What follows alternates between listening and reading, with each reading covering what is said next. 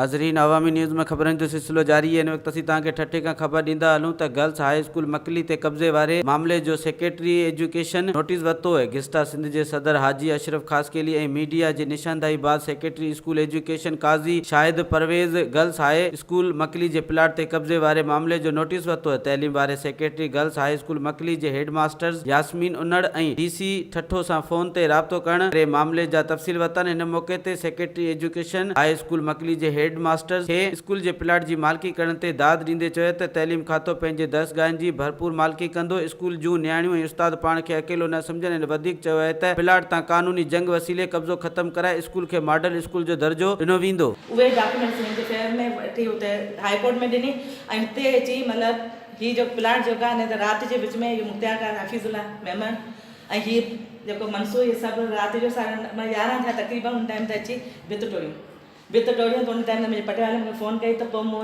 अदा वारनि खे बि काफ़ियुनि खे जेके मुंहिंजा भाइर हिते वेठा आहिनि अलाह वॾी हयाती में हामिद मुग़ल आहे या अदा इक़बाल जाकुर वग़ैरह इन सभिनि खे मूं कयो कॉल त इन्हनि उन टाइम ते एंड टाइम ते पहुची हिन फिक्स कयूं कयो। उन खां पोइ हिन अधु हितां खां टोड़ी हितां खां टोड़ी ऐं उन खां पोइ उहे ॿिया वधीक ख़बरनि ऐं तफ़सील लाइ विज़िट कयो अवामी news Facebook page, YouTube page ऐं अवामी न्यूज़ वेबसाइट।